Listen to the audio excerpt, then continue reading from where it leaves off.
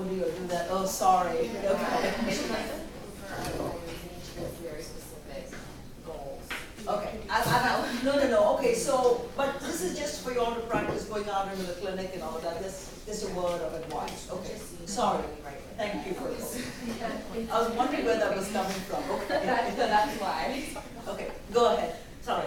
Okay, so we have the Mormon culture, and the Mormons are found all over the United States. They're very immersed within American culture, but some of their biggest differences are in their customs and their beliefs.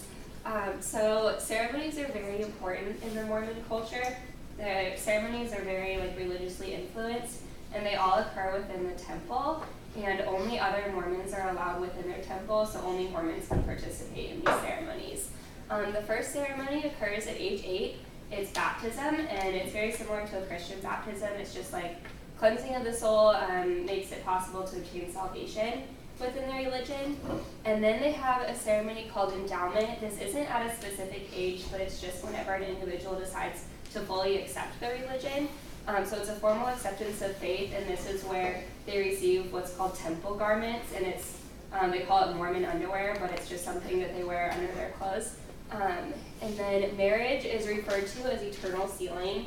They consider it essential to God's plan, and when two people get married, they have to get married within the temple, so that would mean that they would have to marry another Mormon. And then their families, even their children, everything, it's called eternally sealed, so that they're together forever, even in their afterlife. Next is Melchizedek priesthood. Only men can become priests of the religion, and they consider this essential to salvation for the men.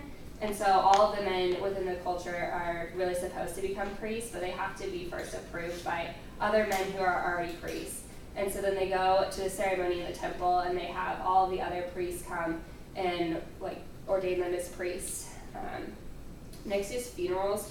So they're very similar to other American funerals, except the church has a huge involvement, so it kind of takes some of the pressure off of the family at that time. And so the church, the bishop will get involved, and they'll plan the funeral, and the church will cook a meal for the family. And the meal usually consists of a meat, some type of potato casserole called funeral potatoes, a Jell-O salad, and a dessert like a cake. And then the whole church is invited. So clothing, there's no specific dress code in the Mormon culture. However, modesty is highly emphasized.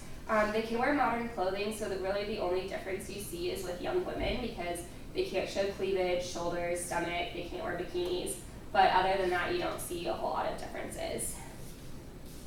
So food, they prohibit alcohol, coffee, tea, and soda, so any alcoholic or caffeine. Baking is important because sugar is considered their only acceptable vice, and so women will bake a lot, and they'll trade recipes with each other in their community, and that's very important to them. Women are primarily responsible for cooking. They believe that cooking gives women a big role within their community. It's supposed to provide identity and a sense of purpose, so they're supposed to cook all the family meals. They cook a lot within their community for dinners together, and they're also responsible for keeping food stored in their house. It's supposed to be 1 to 3 months of food stored up, so they'll bake and keep rotating through the foods that they keep in their storehouse, I guess, and they'll have a lot of canned goods and bottled water and things like that. And something I read that was funny was that when Mitt Romney was running for president, there was a lot of speculation about if his wife would keep a storehouse in the White House for food. But the church also has a responsibility for making sure its members are fed. This started in the Great Depression. They came up with a lot of food banks that they would distribute food to members of their community that were in need, and those are still continuing today. Alright, so now we're going to go into traditions and beliefs, and the first one is birth. Mormons believe that life does not begin at birth, nor does it end at death. Before we are born into a physical body in this world, they believe that our spirits were actually in heaven, living with God, where He taught us the plan of happiness and the path to true joy. And so just like adults or parents have to let go of their children once they reach a certain age and they're grown, God had to let His children go and experience a physical body and the life that comes with it so they could grow and progress in their faith. And then death and resurrection. Mormons, actually, we have a video first. No, for death. Oops. symbol. Play that.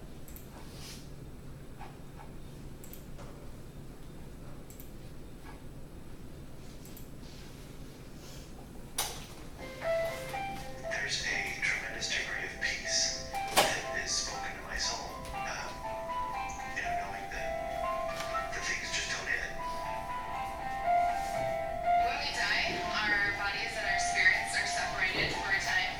But just like Jesus Christ's body and his spirit were separated, he was resurrected. And because of that, we will all one day be resurrected where our body and our spirit will come together again in perfected form. The truth that we can have eternal families. The truth that I'm not going to be alone after this life. I will have my family with me. My future wife, my future kids, my parents, my brother and sister. I have that option. I have that possibility. God has a place for us when we leave this earth, and that he wants us to be able to go into the place that would be most comfortable for us. He wants us to strive towards coming back to being with him. We know that life does not end when we die. And that's why we work so hard. Because we want to go and see our Heavenly Father, and we know that there's life after this life. My name is Chris Williams. I'm an engineer by trade, and on February 9th, 2007, my vehicle I was driving was struck by a drunk driver, and my wife, who was 7 months pregnant, and 2 of my children, Benjamin and Anna, were killed in that accident. And that's the core foundation, I think, that's given me so much strength and has helped me kind of put things in perspective since this accident. It's just that simple belief that we'll both live on past this life with our children.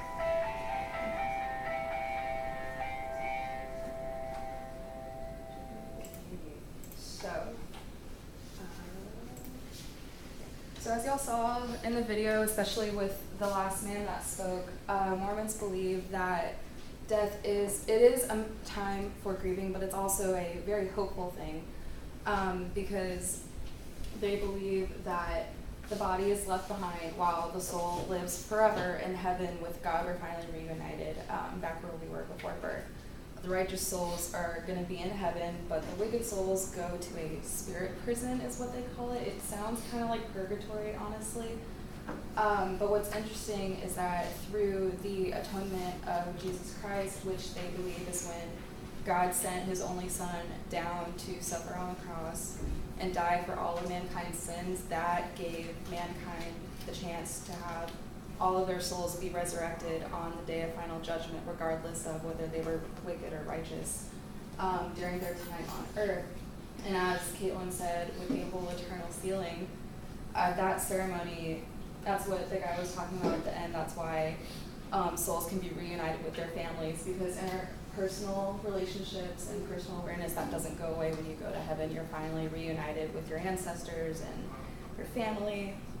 It's a time of happy things. And so the best way to have the best chance to have your soul be sent to heaven to live with God is to repent often and live righteously.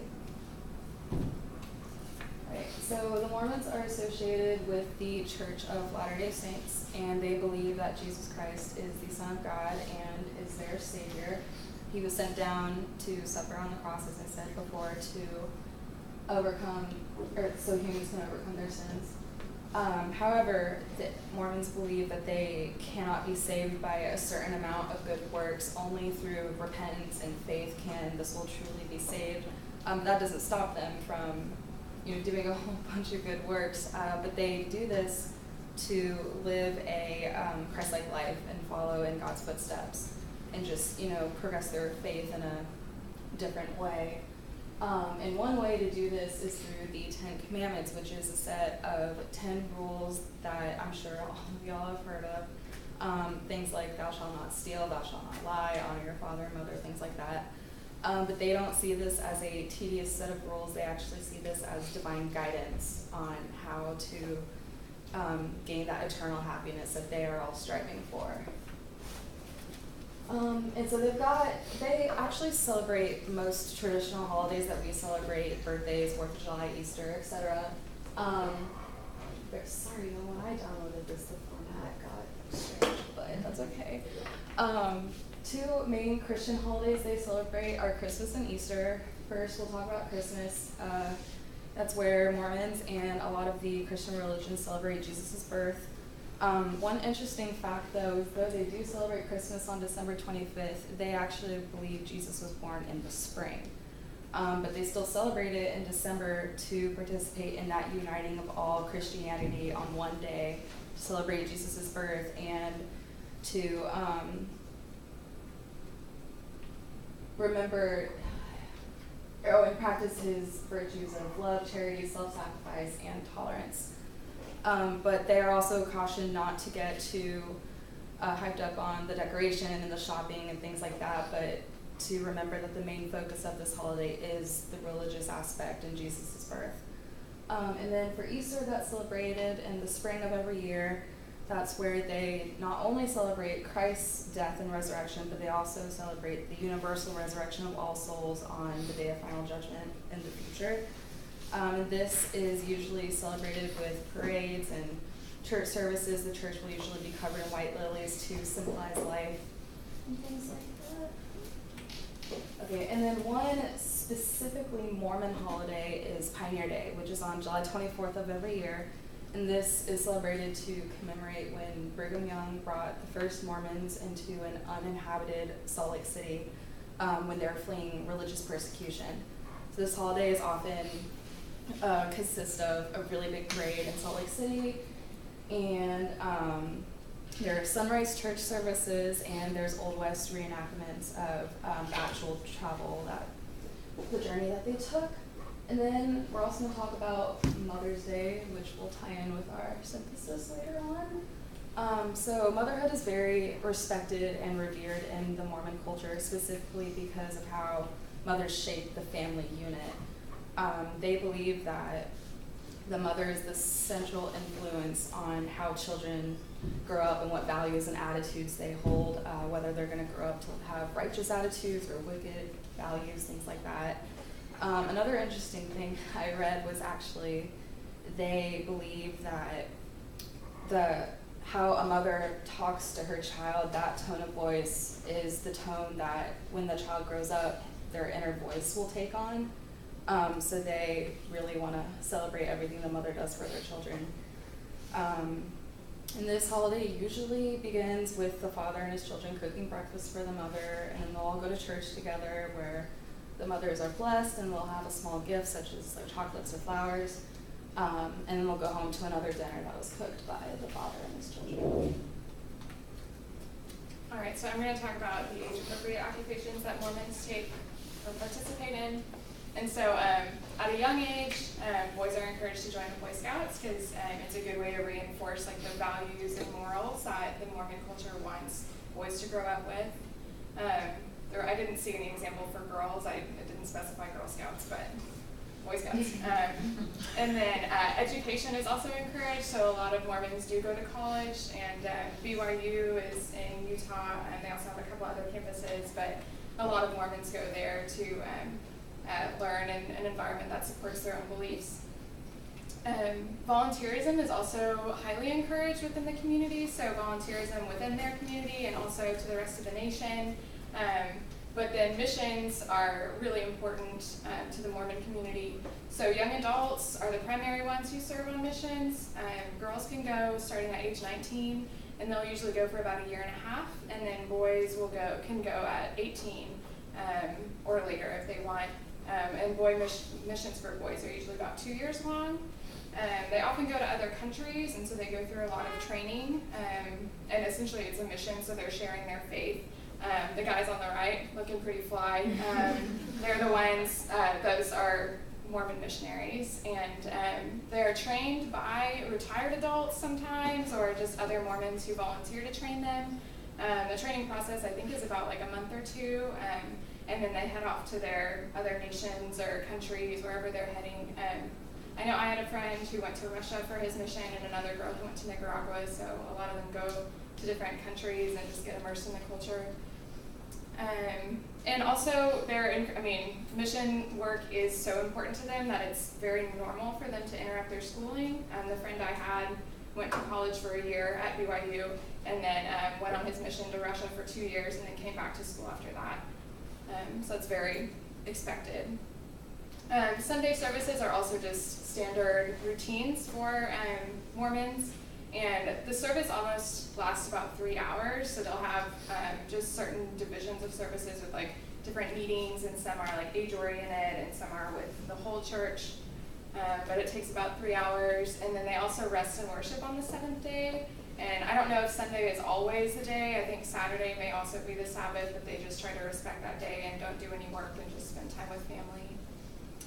And then family responsibilities are also very important. So we already talked about mothers and how they're expected to be the homemakers, and they just make sure that the children are raised well, and that the home is clean, and that meals are prepared and everything like that. And they also have weekly family nights to just make sure that the family gets to spend time together. So attributes that assist with holistic care, just anything as a health professional we may want to know about Mormons. Their code of health is called the Word of Wisdom, and essentially you have to follow this code of health to go into a temple.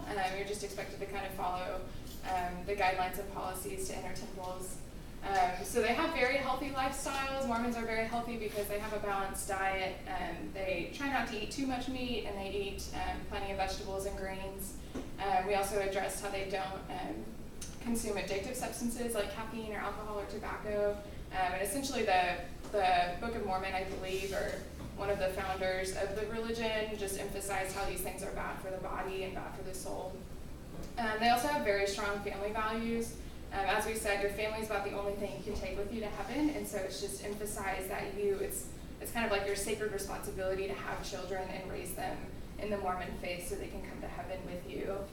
But they do use birth control. The families are usually a little larger, but they'll use birth control, but it's just encouraged that you don't try to prevent having children at a specific time. Like, you shouldn't time it. Like, for us, we wouldn't want to have a child in grad school, but they say, like, oh, don't let that restrict you. And so a lot of families do have kids, like, in college, and they'll raise them through college. So our occupational profile, we chose to do it on Bonnie as well. So we said she was 51 years old. She has obesity and depression because of her inability to do a lot of things. She has very low endurance and energy. So she cannot climb the stairs or stand and complete household tasks. And so she's losing her identity as a Mormon because she's ashamed to leave the house. So she just doesn't want to leave to go to services, doesn't interact with her community, and can't serve very well, as is important to Mormons. And she also is unable to maintain the household just like mothers, like as their motherly responsibility. But fortunately, her 4 children help her out a lot, and she really values spending time with them. So our theoretical goal, we're going to use the biomechanical frame of reference for remediation. And this is because Bonnie has low endurance as well as weakness in her lower limbs. She can't stand for long, and so that's important because she wants to have this remediated so that she can attend to her responsibilities of being a Mormon woman and taking care of her family, and specifically cooking dinner for her family since that's expected of her. Yeah, and so for the mechanism, like Caitlin said, our underlying impairment is going to be endurance and strength, specifically in the lower extremities. And we decided on cooking because that is such a central occupation for mothers in the Mormon culture that, you know, she's probably going to be really excited to actually cook for her family and provide and actually be in that role. So with that motivation, she will be able to like stand for longer cooking for her family, and that'll increase her endurance and strengthen her lower extremities as well. For our occupational synthesis, as you've learned from our presentation, motherhood is very, very central to the Mormon. Motherhood is very central to the Mormon culture. It's kind of like the tying foundation. A lot of the holidays and like activities that we like spoke about are based around the mother, and so we did choose cooking just because it's one of the tying factors. So a lot of mothers cook. It's like they have family meal times, like every Sunday, every weekday. They do a lot surrounding food and the mothers. So we chose that to kind of, as we have learned in our classes, you have to pick something that's really relatable to your client and that means something. So cooking was one of the more obvious options. So our goal is within 1 month, Bonnie will independently prepare a healthy and home-cooked meal for her family without having to take rest breaks. The Perform School obviously is needed to endurance, like the group before us mentioned, to be able to stand for long times, to like chop things without fatiguing. Very, very crucial to cooking. So in order for us to grade that down, you could prepare a healthy home-cooked meal while sitting down so that she wouldn't fatigue out and could do all the chopping stuff while she was sitting.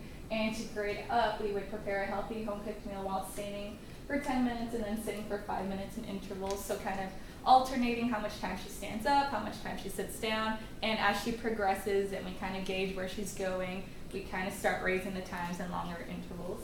And so our activity that we chose to help build endurance was sit to stands.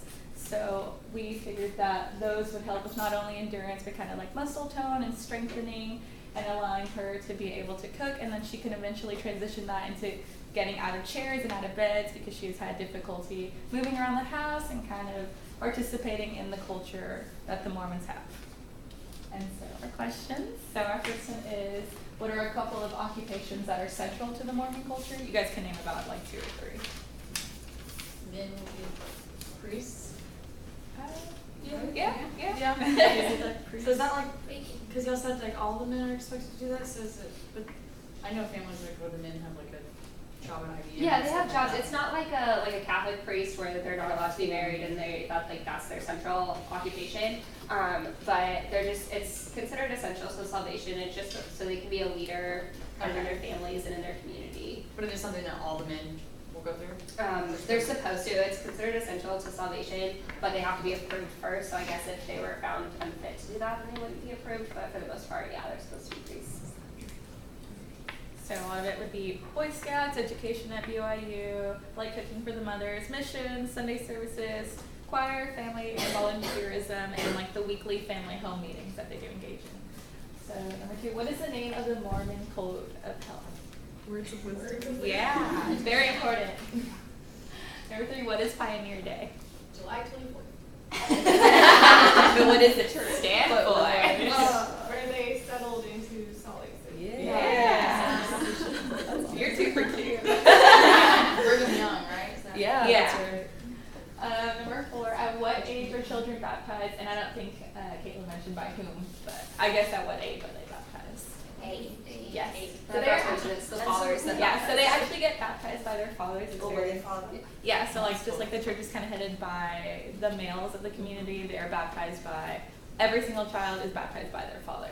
And so do they have a baptismal font and things like that? That's I didn't read too much about that. I would assume so. I think it's kind of different than babies being baptized because they're supposed to be 8 years old, but they use the water and all of that. And the girls, both the boys and the girls get baptized by their father.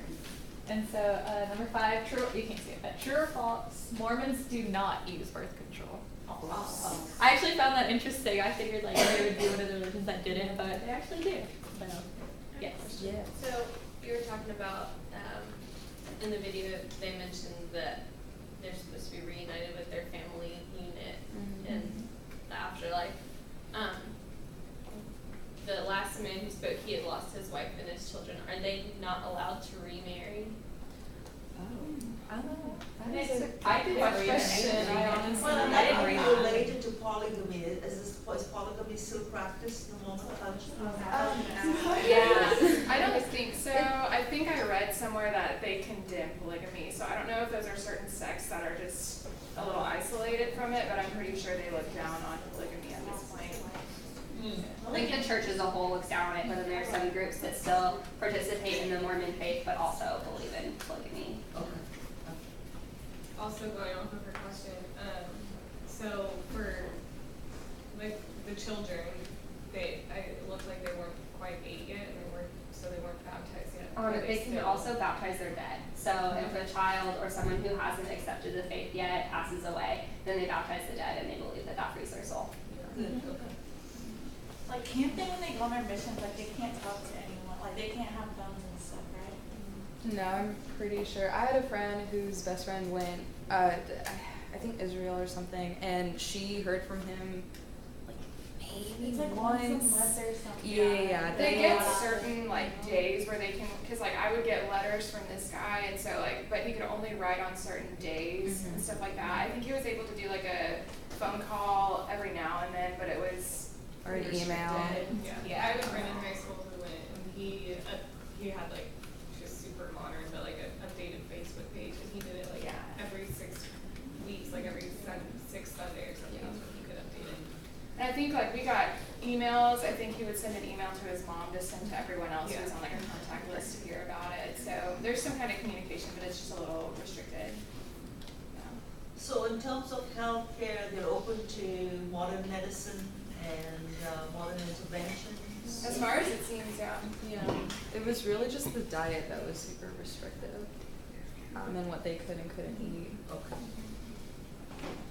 All right, thank you very And much. then we have potato casserole. I made the breakfast version of it as a hash brown casserole. It's our funeral.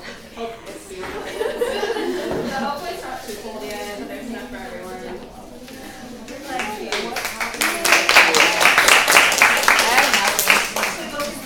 Thank you.